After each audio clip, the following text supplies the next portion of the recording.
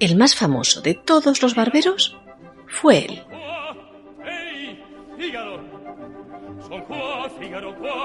Pícaro, insolente y pagado de sí mismo. Así era Fígaro, el barbero de Sevilla, uno de los personajes más populares de la literatura y de la música universal. Y si así llegó a ser, fue porque su profesión era una de las más solicitadas por el común de los mortales, en Sevilla y también aquí, en Asturias. Y no solo por las cualidades que hoy en día se le atribuyen a un barbero, ¿no? También a otras muchas que en la actualidad corresponderían más bien a un médico y que en la época a la que hoy viajamos, en el siglo XVI, compartían local junto a aceites y navajas, espuma para rasurar y tijeras de cortar el pelo. Todos vienen a mi barbería, los unos se quieren pelar, los otros se quieren sangrar y yo pelo y hago una sangría, quizás una barba pongo a remojar. Nuestra historia arranca en el año 1556. Es entonces cuando llega al poder, tras la muerte de su padre Carlos I, su católica majestad Felipe II, el Prudente. Así le conocerá la historia, que también lo sitúa eternamente en la máxima obra que consagró a España y en la que acabaría, después de un largo reinado, sus días, 42 años después. San Lorenzo del Escorial. Aunque esta imagen, la verdad, es un poco injusta, porque Felipe II visitó muchos más lugares que no fueran aquella eterna silla desde la que contemplaba su obra. Bueno, aunque sea injusta esa imagen, lo cierto es que aquí, en Asturias, nunca llegó a poner un pie. Eso sí que no. Quizás alarmado por la escasa comunicación con el paso de la península o por los recuerdos, no muy gratos, que tenía su padre de su tránsito por nuestras tierras, accidental y accidentado a la par. O quizás simplemente porque no le hiciera falta. Lo que no se puede decir es que fuera un rey que no se preocupase del principado, no, eso no. Lo hizo y mucho. Y también era una cuestión que preocupaba mucho por estos lares, la cuestión de los barberos. No hay hombre más afamado, agora imprime un tratado todo de flosomonía.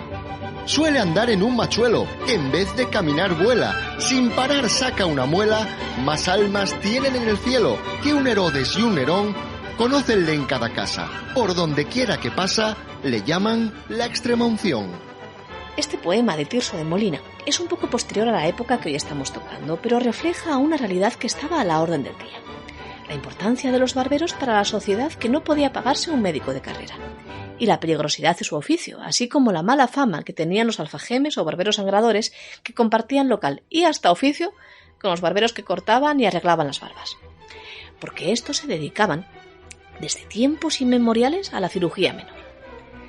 Vaya, que en un establecimiento como el de Fígaro bien podía el barbero sacar muelas, arreglar una fractura o imponer sanguijuelas sobre el cuerpo para hacer sangrías, unas intervenciones basadas en la creencia de que extraer la sangre del organismo ayudaba a equilibrar los 4 humores, que eran la sangre, la cólera, la melancolía y la flema.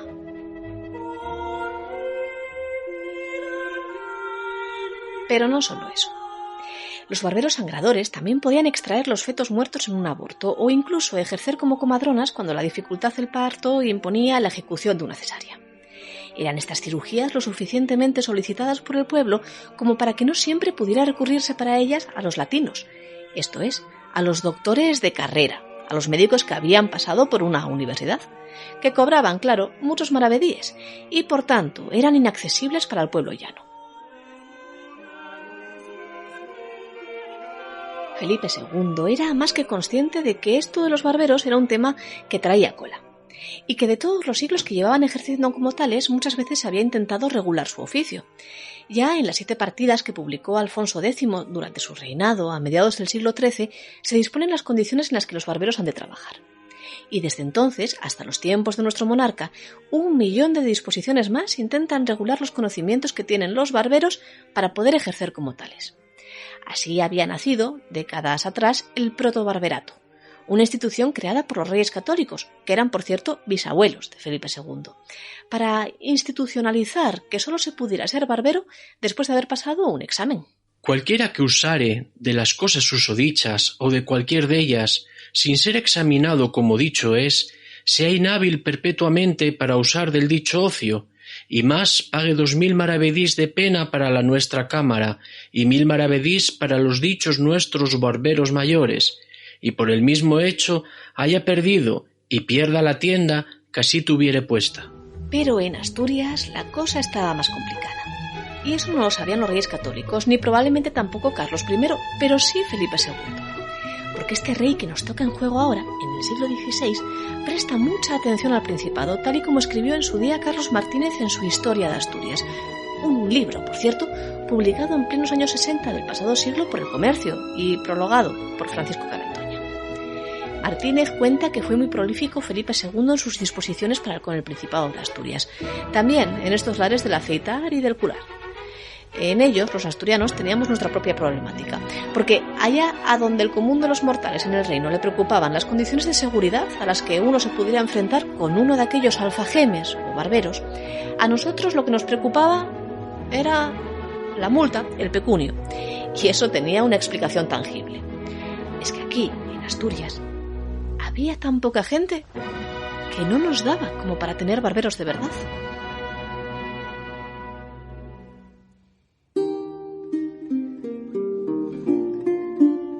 Y como ese dicho principado es tan grande, y en él hay tantos lugares, y muchos de ellos, o los más, son muy pequeños y de poca vecindad, donde no hay barbero que quite el cabello o haga la barba, ni cirujano que cure las heridas, ni herrador que hierre a las bestias, digo las cabalgaduras, y por las necesidades que tienen de esos oficios muchas personas vecinas de los mismos lugares, se quitan unos a otros el cabello, y hacen la barba, y toman sangre de las heridas, o descalabraduras, e hierran las cabalgaduras, no teniendo ni usando de dichos oficios, ni estando examinados para ello, de cuya causa las justicias, o por denuncia o de oficio, proceden contra ellos y ejecutan en ellos las premáticas que los prohíben, siendo las personas que esto hacen muy pobres y necesitadas, y por ello les prenden y hacen otras molestias. Vaya, que nuestra situación era muy difícil. Por aquel entonces, en el resto del Reino de España, Felipe II hacía precisamente lo contrario. Restringía las competencias de los barberos y aumentaba las multas impuestas sobre aquellos que no ejercieran con la debida autorización. Excluyó del oficio, por ejemplo, a parteras que con una leve formación obtenían una barbería quisieran ejecutar ellas mismas las cesáreas, y a los especieros o a los drogueros, que se habían subido al carro hacía tiempo. Se impusieron estudios de un mínimo de 4 años como aprendices en casa de un barbero mayor y también un examen que certificase que conocían nociones suficientes sobre el arte de la cirugía menor y la anatomía vascular y ósea. Pero aquí lo que se hizo, y por parte del mismo rey, fue relajar aquellas restricciones. No fue aquella la única legislación que Felipe II ordenó sobre Asturias.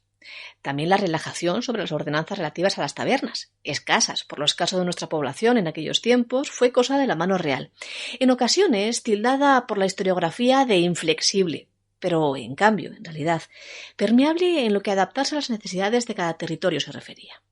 Al menos en esos asuntos que no afectaban demasiado a las facetas políticas, claro está, como estos. Fue así como en tiempos de Felipe II, el monarca más poderoso de su tiempo, sobre cuyos dominios jamás se ponía el sol, aquí, en Asturias, nos permitieron ser más laxos en lo que a la salud se trataba. Demografía manda. Y la nuestra demografía, nunca se ha caracterizado precisamente por ser demasiado exultante, la verdad.